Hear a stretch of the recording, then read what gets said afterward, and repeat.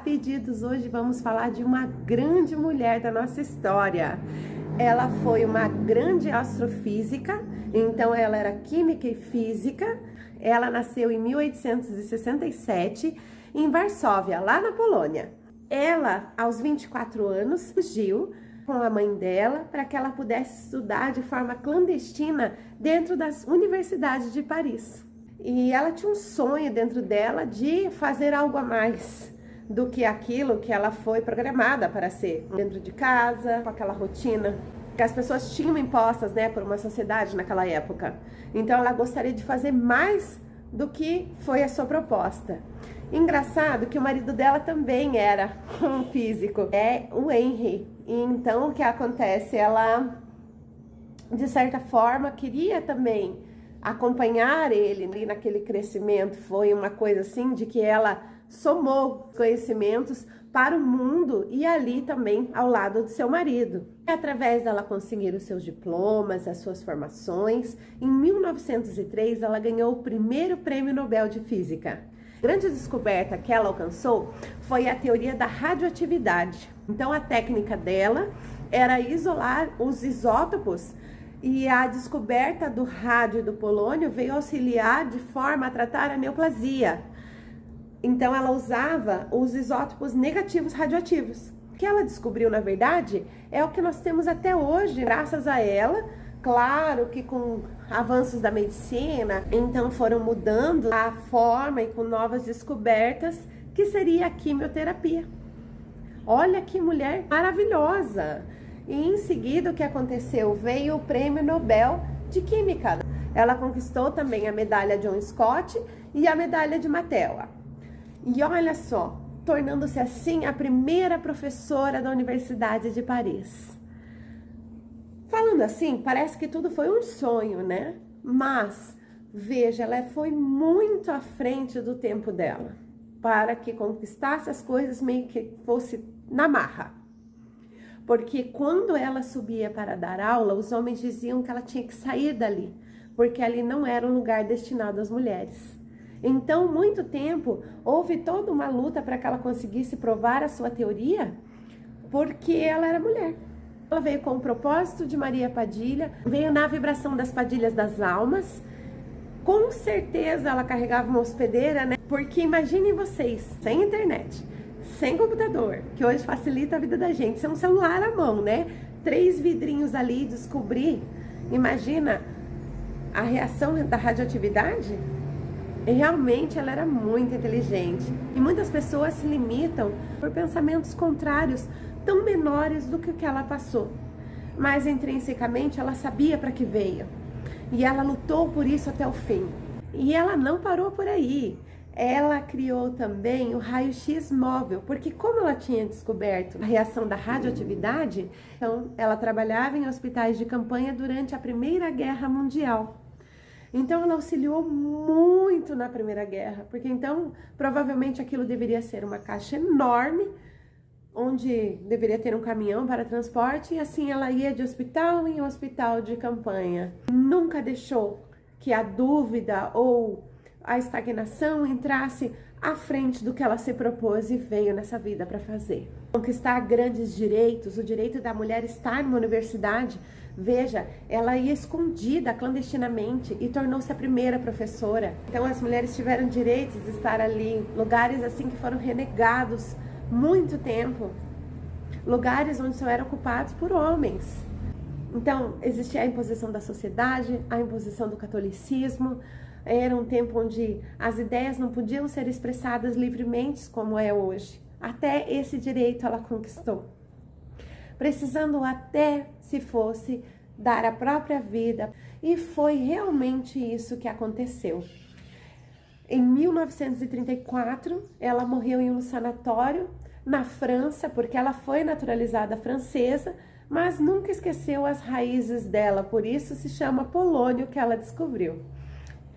E ela morreu com anemia aplástica, justamente por muita exposição aos efeitos do raio-x. Que nos dias de hoje, nós precisamos de várias proteções para entrar, mulheres gestantes não podem ter acesso.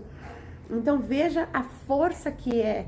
Pensa de gama de radioatividade sobre o ser humano. Então, nós precisamos de proteção para isso. E ela se expunha, simplesmente pela fé que ela tinha na descoberta da ciência que mudaria a história do mundo.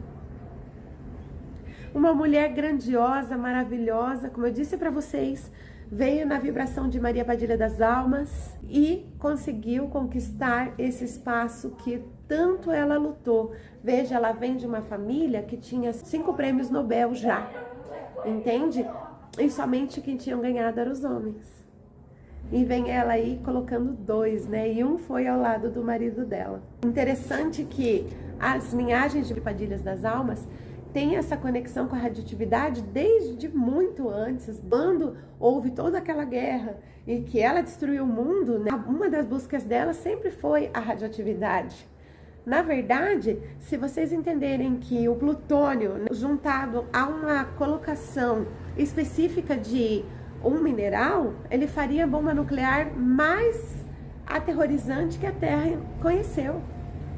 Não se há como mensurar em dimensão qual é a capacidade e a força desta bomba. Para se ter uma ideia, em pesquisas, o ataque das Torres Gêmeas, vocês lembram disso? Então, antes disso, todos que foram enviados para lá foram feitos coletas de sangue, para que se pudessem ver exatamente o nível a que se era exposto a radioatividade.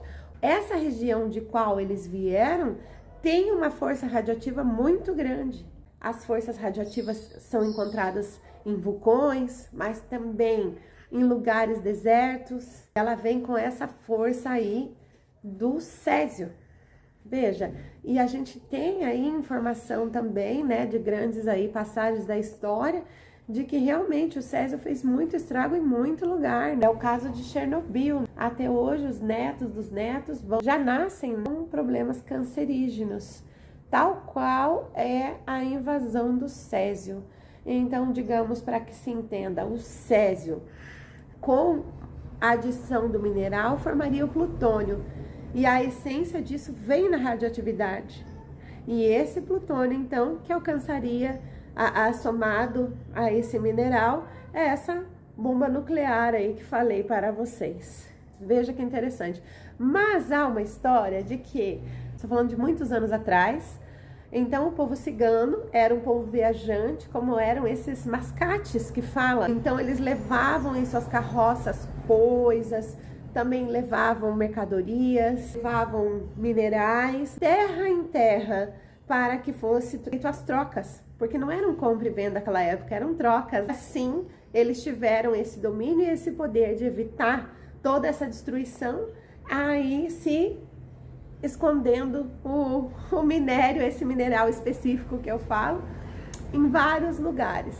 E como os ciganos vêm, né, também nessa linha alienígena, então veja, e também são viajantes de vários espaços e tempos dimensionais no meio astral, então isso foi escondido em vários lugares, em várias dimensões que não tem esse acesso, não de forma humana, né, mas espiritual. E conta-se também, curiosamente, que uma das partes foi colocada em um espaço paralelo dimensional, que seria um cabaré. Como as portas dos cabarés, as paredes, enfim, não tem começo, não tem fim, então em algum lugar desse tão imenso espaço dimensional está um pouquinho disso. E assim funciona todo o processo evolutivo de quando a pessoa consegue entender o propósito de Maria Padilha em sua vida.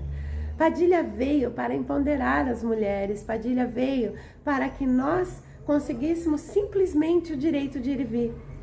Imagine vocês que só isso foi uma grande conquista, porque o voto foi conquistado aqui, agora há poucos anos atrás. Então, para que nós estivéssemos aqui com o direito de ir e vir com liberdade, muitas pessoas foram sacrificadas, muitas pessoas morreram para que a gente conseguisse estar aqui. Falo isso para que vocês pudessem mensurar o tamanho da guerra de Courrier.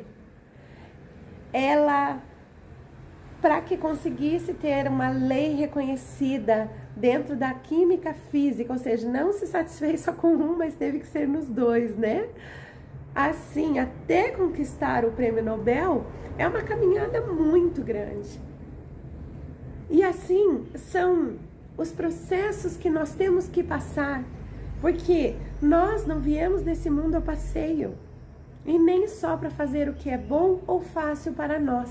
O processo evolutivo consiste justamente naquilo que você não espera, ou naquilo que você deixou de lado para depois. Mas ela entendeu o propósito, ela viveu o propósito dela. Ela teve 2 filhas que com certeza postergaram o legado dela.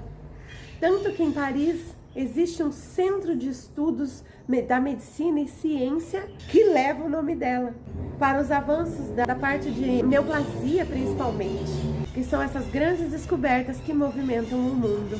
Eu espero que vocês tenham gostado desse vídeo e até a próxima. Um axé de Casa de Padilha.